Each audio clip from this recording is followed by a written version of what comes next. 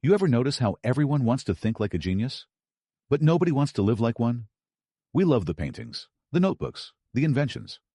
But we skip the part where the guy's alone at 3 a.m., half blind from staring at anatomy sketches, arguing with God about light. Everybody quotes Da Vinci like he was some motivational poster. Stay curious. Follow your passion. Blend art and science.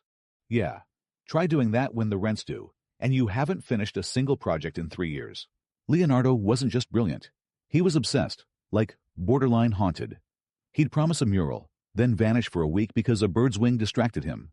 He dissected corpses to figure out how beauty worked. He wanted to see the mind of God, but couldn't finish half his commissions. So here's what we're really asking tonight. Was his genius a gift or a debt? Because genius always sends an invoice. Sometimes it's money, sometimes it's sleep, sometimes it's your sanity. Let's find out which one Leonardo paid. Hello, Plato. Still asking dangerous questions, I see. It's kind of a habit. Welcome, Maestro. They still talk about that letter you sent to the Duke of Milan. 10 paragraphs of war machines. Then one line. Also, I can paint. That's confidence or salesmanship. Which was it? Salesmanship, but honest. Princes didn't want philosophers. They wanted cannons that didn't explode. So I promised them bridges, fortresses, siege engines, anything that kept me in the room long enough to work. Because once you're in the room, you can turn iron into art. People think I was chasing glory. I was chasing time. Patronage bought me hours to explore. For those listening at home who might not know, what exactly is a patron? Someone rich enough to pay you so they can feel clever. They fund your work, and in return, you flatter their tastes or their ego. But for me, their money bought time. Time to think. You can't study the flight of a bird if you're starving. You can't map the muscles of the human face if the landlord's at the door. So I gave the patrons what they feared most: war, power, control. And in the quiet that followed, I studied beauty. Call it manipulation if you like. I called it survival. So the cannons were the ticket, and truth was the show. Exactly. Every artist needs a disguise. Mine was engineer. Under that title, I could ask questions that would have gotten a priest burned. And once the Duke saw I could build, he stopped asking why I painted so slowly. Princes buy safety, not sunsets. Right, and if you give them safety, you buy yourself a little sky. Most people wait for perfect conditions to do their real work. There are no perfect conditions. You find a patron, someone, something, that feeds your freedom, and you pay the tax with whatever skills the world's willing to buy. Eventually, the Duke would summon me for war plans, and I'd spend half the night sketching wings instead. That's when I realized. Curiosity doesn't care who signs the paycheck.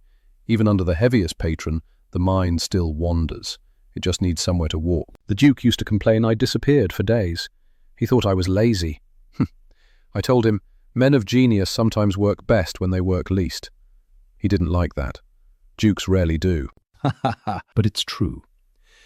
When I painted The Last Supper, I'd climb the scaffold before sunrise, work until the walls stopped speaking back, then leave mid-stroke, sometimes for 3 days. I'd walk the countryside with my notebooks, watching the way light slid across a leaf or how pigeons banked in the wind. The monks thought I'd lost interest. In truth, I was listening harder than ever. People mistake movement for progress. They fill every moment, grind until the mind dulls. But the mind isn't a hammer, it's a lens. You have to step back for it to focus. So you'd walk until the picture appeared? Until it spoke. The line would come to me somewhere between a heartbeat and a breeze, and I'd run back, terrified I'd lose it before I reached the war. That's when the brush moved on its own. Those were the good days, when work and wonder stopped arguing. We call that flow now. You can call it what you like. To me, it was prayer in motion. Walk hard, think softly. The answers arrive when the noise dies down. If the Duke had understood that, he might have paid me double for the walks. When you stare long enough at the world, it stops giving you clean lines. That's what I started painting, the fade between light and shadow. People think I softened my work to be romantic. No, it was a confession. That truth is rarely sharp-edged. In the Mona Lisa, I let the outlines dissolve. Her smile isn't clear because life isn't clear. We live in the half-light between knowing and guessing, and yet we demand certainty as if the universe owes us an explanation. Back then, I learned to paint the fade and move through it. I made decisions with 70% of the picture visible, trusting the rest would appear as the brush moved. That's how you stay alive as an artist, or a human. That still fits today. People freeze waiting for the whole picture. The perfect job, perfect timing, perfect answer. But the fog never clears. It just shifts. If you don't step, you end up living in someone else's clarity. Exactly. I used to say, you finish the painting by stepping into it. You risk the smear. But that's where the color lives. So, respect the fade and step anyway. And keep painting even when you can't see the edges. People praise my detail, my patience. They forget how many walls I left half-painted. I wanted every curve to echo the rhythm of creation itself. You try that, and you end up chasing God with a paintbrush. Yeah. Sounds like every guy I know who's been building his brand for 4 years and still doesn't have a website. Exactly. Perfection's a velvet trap. It feels noble while it wastes your life. Half the time I wasn't improving the work, I was hiding from judgment. We all say, just one more pass. But usually it means, I'm scared to find out if it's good enough. Yeah, I call that polishing the cage. Good name for it. Back then I kept redrawing the same sketches. Now people keep refilming the same videos, tweaking the light, rewriting the caption. Different century, same fear. Perfection's just procrastination in a tuxedo. True. Near the end, I wrote in the margin of a notebook, did I accomplish anything? Imagine that, the Mona Lisa finished, notebooks stacked higher than my bed, and I still felt behind. Because comparison is endless. The church had Michelangelo, now you have the algorithm. Both will make you believe you're late to your own miracle.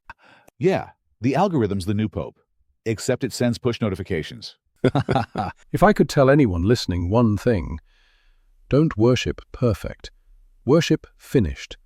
Every masterpiece starts out ugly. Let it, because truth can't reward what you don't release. Amen to that. Publish the thing, close the laptop, go touch some sunlight.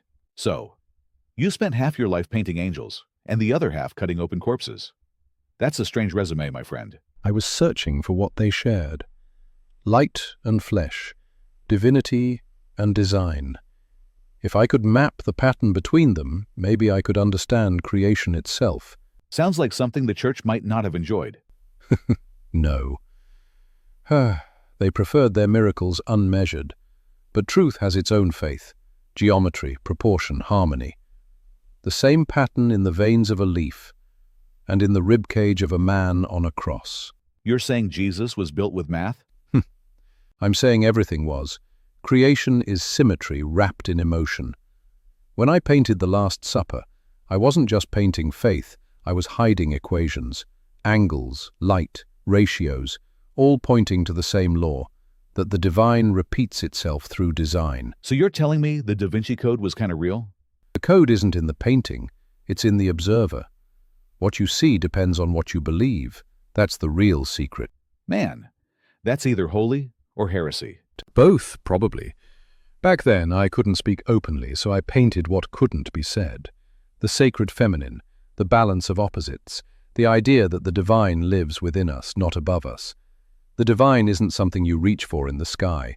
It's something you uncover, by clearing what blocks you from seeing it. You know, people still argue about what you hid. Some say your paintings prove Jesus was married. Some say you buried a secret that could rewrite history. What do you say to them? If I told you the truth, you wouldn't believe it. Because the truth isn't a secret, it's a mirror. Everything divine we search for, we've already placed inside a man, nailed him to wood, and forgot that we were looking at ourselves. So maybe the divine was never something we had to find. Maybe it was something we had to remember. That spark inside all of us.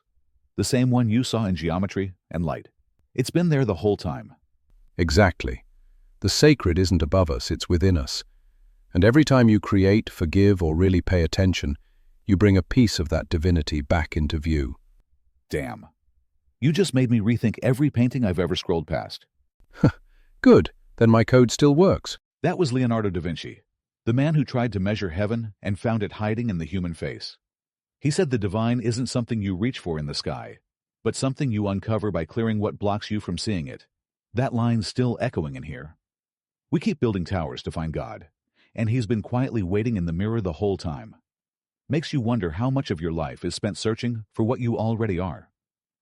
Next week, I sit down with Friedrich Nietzsche,